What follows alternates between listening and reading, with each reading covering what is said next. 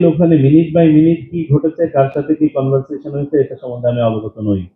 আর এই ব্যাপারটাকে আমরা আমরা ইনডাইরেক্ট আলোচনায় এসেছি, কারণ এটা একটা ভ্যান্ডালিজম এবং এটাও আমাদের নির্বাচনী পরিবেশের উপরে প্রভাব ফেলছে। ওখানে ঘটনাটা কিন্তু নির্বাচনের সাথে সরাসরি ভাবে রিলেটেড না, তদুপরি আমরা ডিসকাশনে নিয়ে এসেছি, কারণ এটার সাথে আমাদের স্বার্থ জড়িত আছে, সার্বিক পরিবেশ পরিস্থিতি এটার সাথে রিলেটেড। তো আমার মনে হয় এই ব্যাপারে আমি উত্তরটা ইতিমধ্যে আপনাদেরকে দিয়েছি, যে একটা বৃহত্তর আবেগ এবং অনুভূতিকে কাজে লাগিয়ে দুষ্টচক্র যে কাজটি করেছে তাদের বিরুদ্ধে আইনি ব্যবস্থা নেওয়া হচ্ছে মর্মে আমাদেরকে আশ্বস্ত করা হয়েছে। ইতিমধ্যে অন্ততপক্ষে 20 জনকে চিহ্নিত করা হয়েছে, তাদেরকে আইনের আওতায় নিয়ে আসা হয়েছে মর্মে আমরা নিশ্চিত হয়েছি। তো আপনারা অপেক্ষা করুন, আমি নিশ্চিত যে যে অপকর্ম করেছেন তার প্রতিদান তারা পাবেন। আমি এখান থেকে বলতে চাই, বলি আপনাদেরকে, আমি জানি না আপনাকে কে কে বলেছে এবং কোন মূল্যায়ন থেকে বলেছে, সেটা ভিন্ন কথা। আপনারা খেয়াল করে দেখবেন আমাদের আমরা প্রত্যেকটা নির্বাচনের তফসিল ঘোষণার পর থেকে যে সময়টা আমরা পার করেছি, আমরা একটা মোটামুটি স্ট্যাটিস্টিক্স নেওয়ার চেষ্টা করেছি আজকে, যে কি ধরনের ঘটনাগুলো ঘটে থাকে একটা সাধারণভাবে। সেদিক থেকে আমরা বলবো যে একটা বড় ঘটনা আনফরচুনেটলি ঘটে গেছে, শহীদ ওসমান হাদির হত্যাকাণ্ড, যে কারণে আমাদের পুরো ব্যাপারটা এত বেশি ওভারপাওয়ারিং ছিল, পুরো জাতি আমরা সেকেন্ড হয়ে গেছি। তো সেটার জন্য আমাদের কাছে ডেফিনেটলি এটা একটা বড় ঘটনা এবং এটা তো আইন শৃঙ্খলা পরিস্থিতি সার্বিকভাবে একটা প্রভাব ফেলেছে।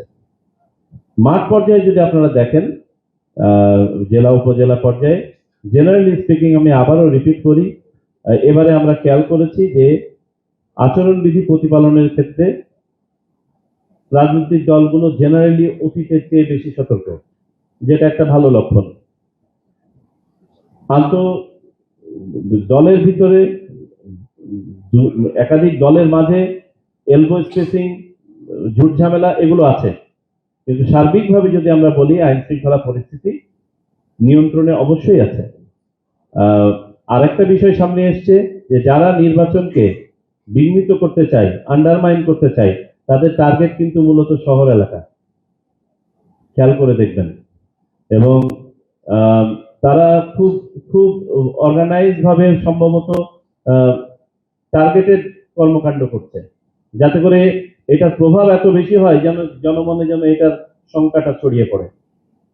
আমরা এগুলো সবই চিহ্নিত করেছি, জনমনে যাতে স্বস্তি ফেরত আসে, মানুষ যেন আশ্বস্ত হয়, রাজনৈতিক দলগুলো যথাযথভাবে যেন তাদের রাজনৈতিক কর্মকাণ্ড করতে পারেন, নির্বাচনী যে তফসিল আছে সেই অনুযায়ী সকল কাজ যেন নির্বিঘ্নে সম্পন্ন হতে পারে, সে ব্যাপারে আমরা নির্দেশনা দিয়েছি। তবে আপনাদেরকে এটা বলি যে চোরাগুপ্তা হামলা হচ্ছে যারা হেরে যায় তাদের একটা কৌশল,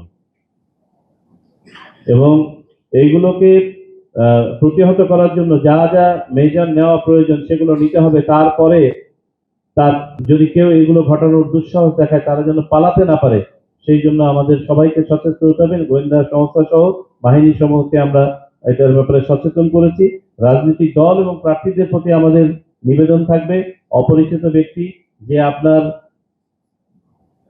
বন্ধু সেজে বা আপনার সমর্থক সেজে, কর্মী সেজে আপনার পাশে আসছে, যাচাই করে নেবেন দয়া করে। আর নিজেদের নিরাপত্তা সম্পর্কে সামান্যতম যদি আপনাদের মাঝে কোনো আশঙ্কা থাকে, দয়া করে স্থানীয় আইন প্রয়োগকারী সংস্থার সহায়তা নেবেন।